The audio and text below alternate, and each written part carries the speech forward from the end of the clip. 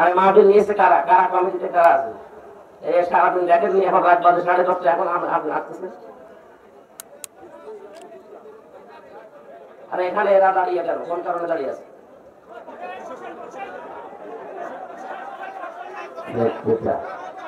হারাম জানি একটা নফল কাজে এসে যদি হারাম কাজ হয়ে যায়, সাথে আট টাকা আপনার বাড়ি যান।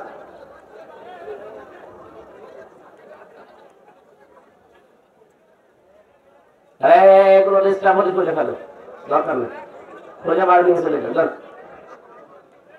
এই মাইক ছাড়া কারো মাইক দেবেন না, আবার যখন বলবো তখন আসবেন।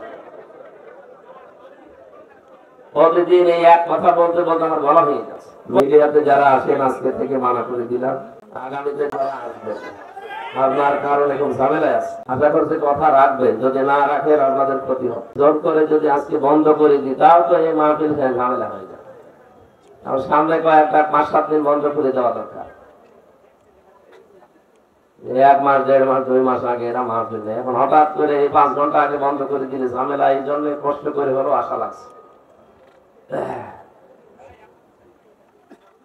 আপনারা এইভাবে করলে তো আমার মাহফিল বন্ধ করে দেওয়া লাগবে। আবার কথা বলেন, চুপ করে থাকে, এইভাবে থাকা লাগবে, কিছু করার নেই। আর এইভাবে থাকেন না, আস্তে করতে বাড়ি চলে না, কথা বলবেন না। আপনার দোহাই লাগে আল্লাহর, কথা বলবেন না। নিয়ামতের যেভাবে শুকরিয়া আদায় করা লাগে আমরা ওইভাবে আদায় করছি, আলহামদুলিল্লাহ। এটা একটা বাক্য বললাম, নিয়ামতের শুকরিয়া আদায়ের একটা বাক্য, এটা আল্লাহ শেখানো বাক্য। হযরত আদম নবীকে আল্লাহ যেদিন বানিয়েছিলেন, তার রূহ দিয়েছিলেন নাক দিয়ে। কি দিয়ে? 120 হাত লম্বা, 36 হাত মোটা পড়ে আছে। রূহ যখন নাক দিয়ে দিলেন, বেড়ি বেড়ি করছিল নাকের ভেতরে, একটা হাসি দিয়েছিলেন। যে মানুষ বানাতে আল্লাহ যে সমস্ত মাটি, কাদা, পানি, আলো, বাতাস এগুলো ব্যবহার করেছিলেন, এগুলো যার শরীরের ভেতরে বিভিন্ন জায়গায় দিয়েছিলেন। হাসি দেওয়ার কারণে আল্লাহ সব নাক মুখ দিয়ে বের করে দিয়েছিলেন। এখানে একবার হাসি দিলে যে উপকার হয়, কমপক্ষে 12,000 টাকা খরচ করলে ওই রকম উপকার পাওয়া যায় শরীরে, মেডিকেলেও যায়। একবার হাসি দিলে যে আনন্দ পাচ্ছেন, যে কষ্ট শরীরের ভেতর থেকে যে জানগুলো আল্লাহ বের করে দিচ্ছে, এই জন্য শুকরিয়া আদায় করার জন্য আমরা আলহামদুলিল্লাহ বলি।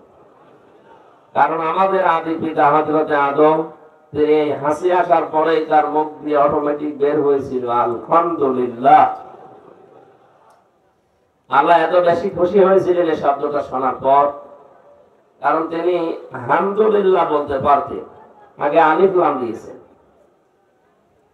নির্দিষ্ট করে দিলেন যত রকমের প্রশংসা হতে পারে দুনিয়া আকাশে, আকাশ আর জমিনে যত জগৎ আল্লাহ বানিয়েছেন, যত প্রশংসা হতে পারে সব আমি আল্লাহর জন্য করলাম। আমার মনে হয় পৃথিবীর মানুষটা যদি এই শব্দটা বোঝে, তাদের আর কিছু করার লাগে না। কোন মানুষের খেদমত, কোন মানুষের ইবাদত, কোন মানুষেরকে শিরিক করা সব দূর হয়ে যাবে শুধু আলহামদুলিল্লাহ শব্দটা বুঝলে। কারণ আমি আর কারো প্রশংসা করতে পারি না যখন আমি আল্লাহর প্রশংসায় সব প্রবেশ করিয়ে দিয়েছি। কে আসতেছে? প্রধান অতিথি।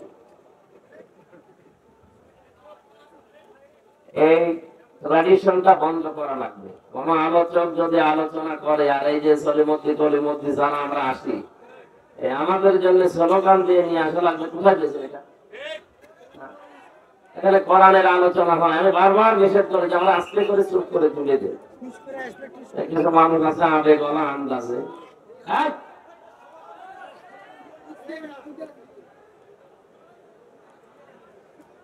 যারা মেহমান আসতেছে ওনাদেরকে জায়গা দেন, জায়গায় বসিয়ে দেন, কথা বলবেন না। যে যেখানে আছেন ওইভাবে বসেন, কথা বলবেন না। সুবহানাল্লাহ, আলহামদুলিল্লাহ, লা ইলাহা ইল্লাল্লাহ, সুবহানাল্লাহ, আলহামদুলিল্লাহ, লা ইলাহা ইল্লাল্লাহ, সুবহানাল্লাহ, আলহামদুলিল্লাহ। এই আমি জিকির করছি, আপনারা কি মুখ বুজে বসে আছেন? জিকির করতে পারছেন না? সুবহানাল্লাহ। নাকি এই শব্দগুলো আপনাদের জিকির মনে হয় না? অনেকে তো মনে করেন জিকির মানে যে বিভিন্ন বাবার নামে যেগুলো মাথা তোলা, আলী বাবা, শাহ আলী বাবা, এটা জিকির। জিকির যেগুলো বলছি এই শব্দগুলো জিকির আল্লাহ বলেন, এটা ইবাদত। সুবহানাল্লাহ, লা ইলাহা ইল্লাল্লাহ, সুবহানাল্লাহ, আলহামদুলিল্লাহ।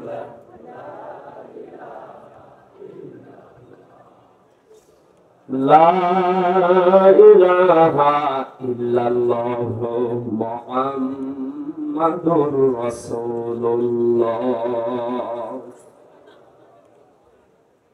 রমজান মাসে আল্লাহ পাক আদম আলাইহিস সালামের এই কথা শোনার পরে খুশি হয়েছিলেন এত বেশি, তিনি আদম নবীর সন্তান কিয়ামত পর্যন্ত যারা আসবে তাদের জন্য এই শব্দটাকে হাসি দেওয়ার পরে যদি কেউ এই শব্দটা বলে, এটা শুধু বলা না, এটা আল্লাহ ওয়াজিব করে দিয়েছেন। বলে সুবহানাল্লাহ। কারণ এত উপকার হচ্ছে এর দ্বারা। শুধু এতটুকুই নাই যে আমার এখন নাক মুখ কান সব জাম হয়ে আছে, একটা হাসি যদি আল্লাহ আমাকে দেয় আমার সব পরিষ্কার হয়ে যাবে। আশপাশে যদি কেউ থাকে তাদেরকে বলা লাগবে ইয়ারহামুকাল্লাহ। ওর পাশে যে থাকবে তার জন্য একটা একটা করে যত দূর যাবে কানে তত দূর একটা আলাদা করে দোয়া পড়া লাগে। একটাই কারণ, আমাদের আদি পিতা হযরত আদমের প্রতি আল্লাহ এই শব্দটা তার মুখ দিয়ে বের করে তিনি নিজে খুশি হয়েছিলেন। বলেন সুবহানাল্লাহ।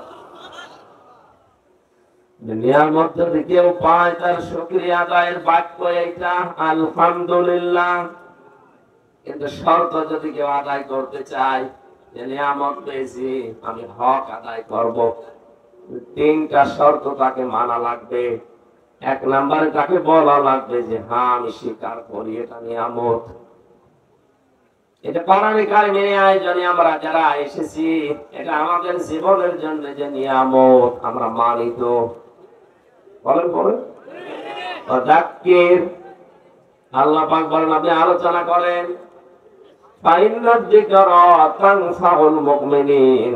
কারণ কোরআনের আলোচনা শুনলে মুমিনদের উপকার হবে।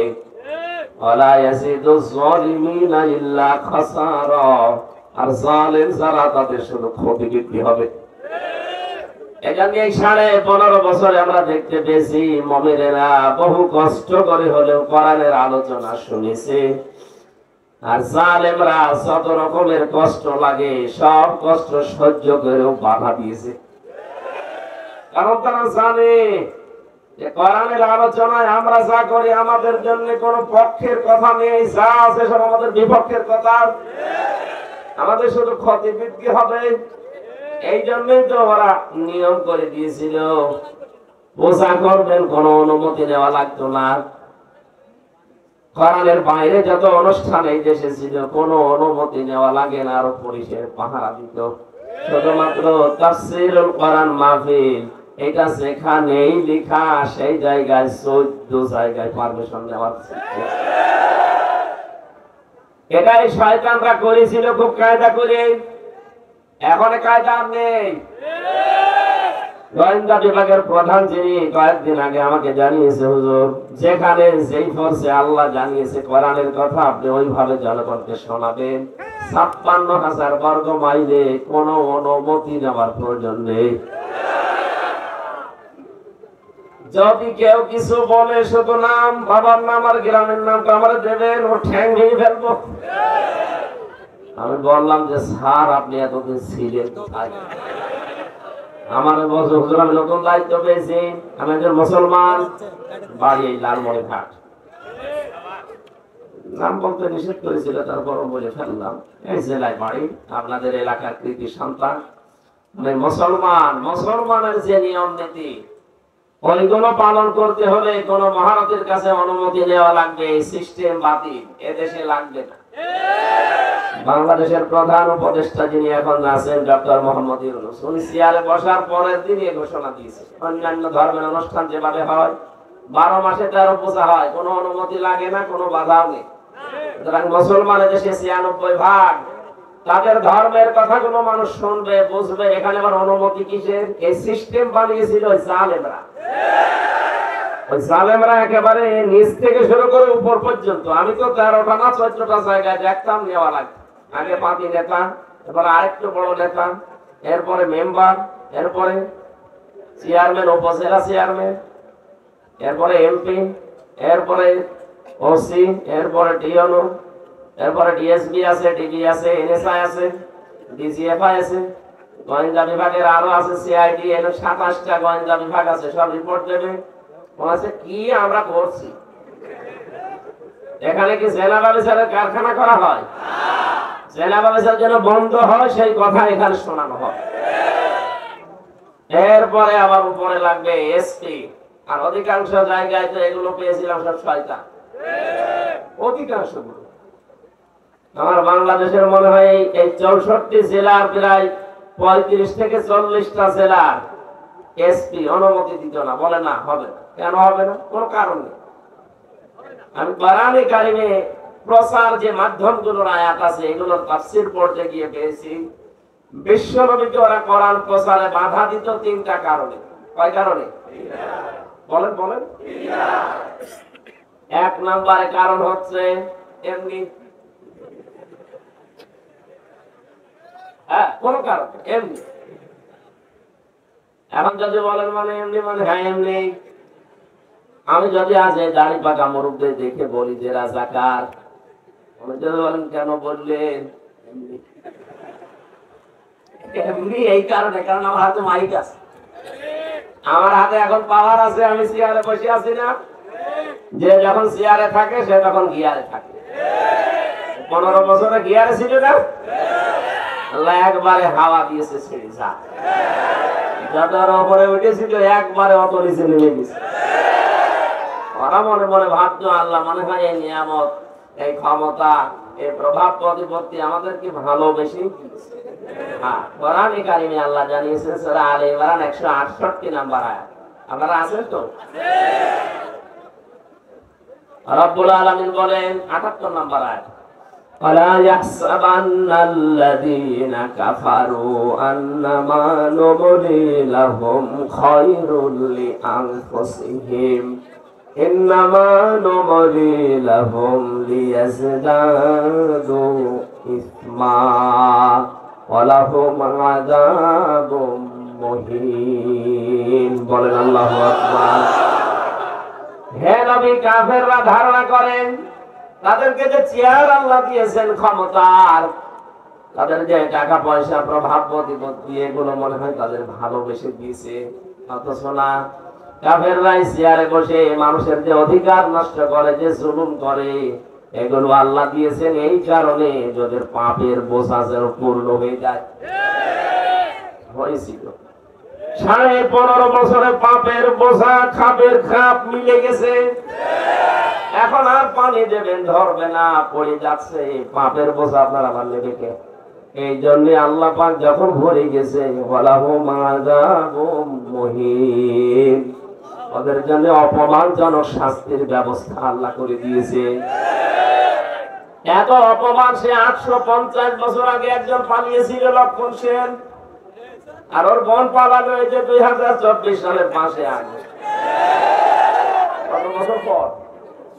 ৮৫০ বছরের ইতিহাসের ভেতরে পালানো কোন ইতিহাস আমরা পাইনি। শ্রীলঙ্কায় গিয়েছিল তার সম্মানের সাথে।